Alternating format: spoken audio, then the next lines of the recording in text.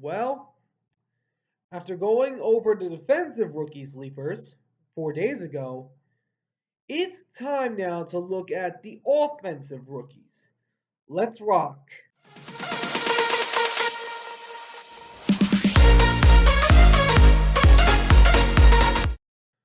All right, what's going on, guys? My name is Antonio, and welcome back to the All Around Sports Podcast. Today, I'm going over my top five offensive rookie sleepers to watch out for in the 2024 season. So, last time we were here, I was going over the top five defensive rookie sleepers about 4 days ago. It will probably be five by the time I post out this video. But, anyways, I went over that. So, if you want to go check out the top five defensive rookies to watch out for this upcoming season, be sure to go and check that out. I'll have it in the link in the description down below. But, anyways, I hope you guys enjoyed this video. If you do, please make sure to smash that like button down below. Subscribe if you haven't already. But for now, let's get this show on the road. So starting us off at number five. This is the only undrafted free agent I'm going to have on this list. And this guy is a member of the Seahawks. Jake Westover, tight end, Washington. Now, I put this guy in here because he made the 53-man roster. So, I wanted to touch on this guy because I do believe Jake Westover could be a potential steal in the undrafted free agent market. Let me go over some stats here that I looked up on him according to sportsdata.usatoday.com. Now, sorry if I cut out when I go over these stats. It's been a thing in my recent videos. So hopefully this doesn't cut out. So let me go over some stats here. So yards per game was 28.9. His total receiving yards was 433 yards. Total receptions was 46. He had four touchdowns, one fumble. But I mean, I know this isn't eye popping, but pretty much Jake Westover was the number two receiver on the Washington Huskies when he was playing there. Right there with Rome Odunze that went to the Chicago Bears. Jake Westover is a really great tight end. He's got the capability to block. He has a great game in the receiving core. If Jake Westover is given the right opportunity, like Jake Bobo last year, which didn't get that much playing time, I don't know why Jake Bobo didn't get that much playing time, but Jake Westover is a really decent player, and I do believe that he can really become into a good tight end for the Seattle Seahawks. But that's why I have Jake Westover coming in at number five. So next up at number four, I touched on this guy during my top five stars and busts. Now, and if you want to go check that out, please be sure to go check that video out. I'll also have that link down in the description. But anyways, it is Blake Corum out of the University of Michigan and a current running back on the Los Angeles Rams. Now, let me go over some stats on this guy. He had 4.8 rushing yards per attempt. He had a total of 1,245 yards in total rushing, 258 rush attempts, and 27 rushing touchdowns. This guy is amazing. Blake Corum was the primary reason that the Michigan Wolverines won the national championship that year. Many people want to point at JJ McCarthy, but I believe that Blake Corum is going to be a star in the National Football League when he's given the right opportunity. Because you're going against teams in your division like the Seahawks that I'm rocking right now, and also along with the 49ers. If he can show up in those games, this guy could be a steal. And if the Rams do end up beating the Niners, which is highly unlikely, they this guy could do really good with the Rams. But anyways, that is why I have Blake Corum coming in at number four. So next up, coming in at number three, is a player on the Ravens that I've mentioned a few times during when I was talking about the Ravens. Devontae Walker, a wide receiver out of North Carolina. Now, let me go over some stats here on the guy known as Devontae Walker. Total receiving yards he had last year, 699. Total receiving touchdowns, 7. Rushing yards, 23. No rushing touchdowns. He had a total of 42 points with 7 touchdowns. But all purpose, all of the total yards that he had last year was 722, which is not bad.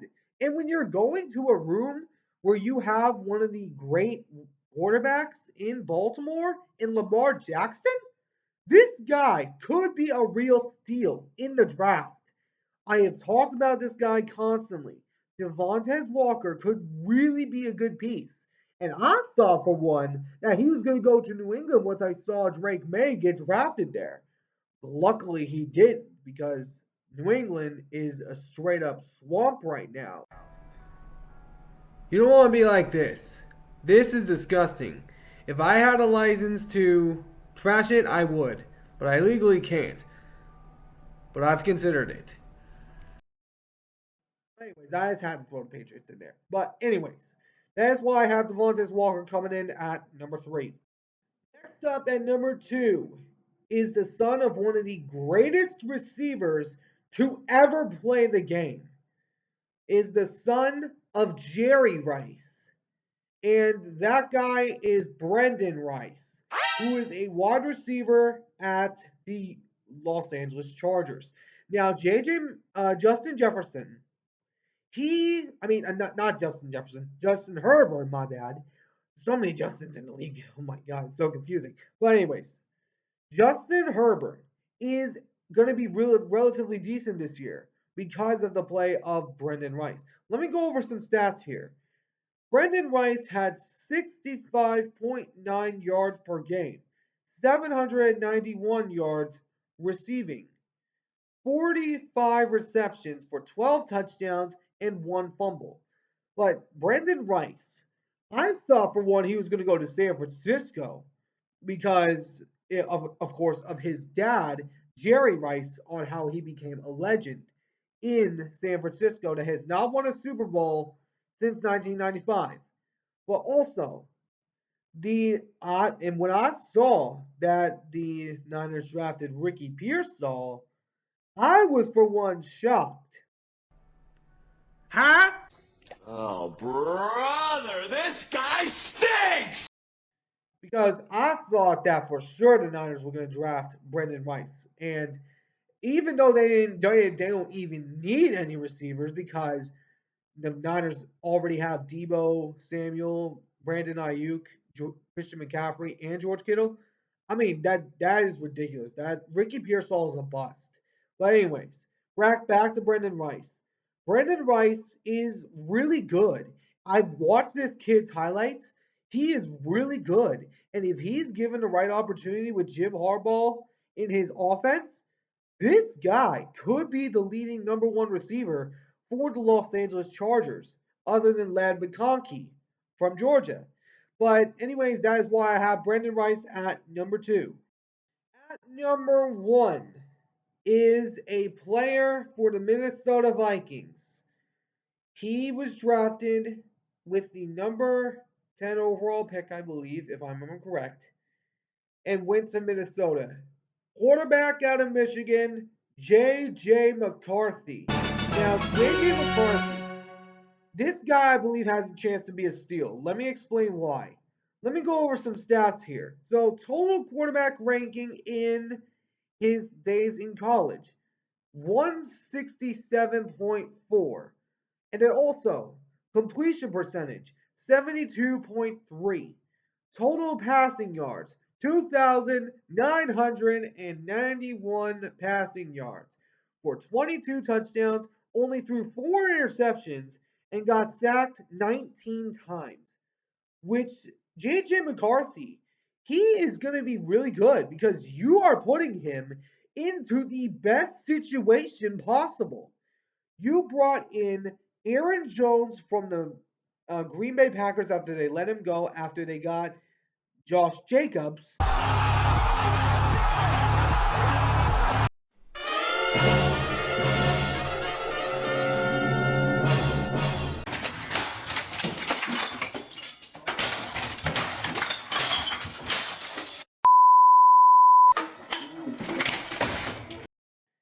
Then also you still got Justin Jefferson, Jordan Addison, and TJ Hawkinson.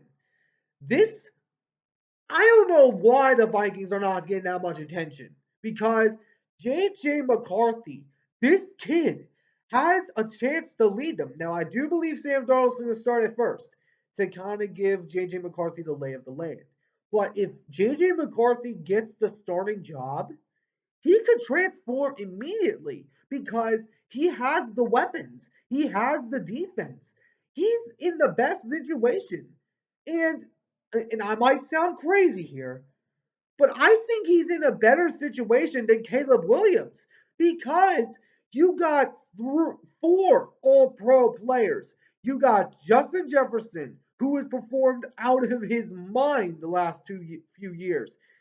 Jordan Addison, who performed very well in his rookie year, who was a rookie of the year candidate, and TJ Hawkinson, who was traded over from the Lions, who has been a key role to this offense, and Aaron Jones, who absolutely puts a butt whooping on the Cowboys. I mean, really?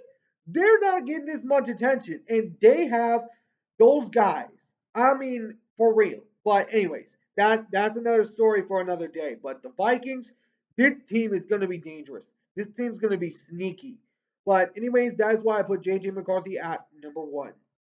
But to recap the list, I have JJ McCarthy 1, Brendan Rice number 2, Devontae Walker number 3, Blake Corum number 4, and Jake Westover coming in at number 5. Let me know in the comments what you guys think down in the comment section below. What offensive rookie do you guys think could be a potential steal in this draft? Let me know down in the comment section below. But anyways, I hope you guys enjoyed. If you did, please make sure to smash that like button down below. Subscribe if you haven't already. I'll catch you all in the next one.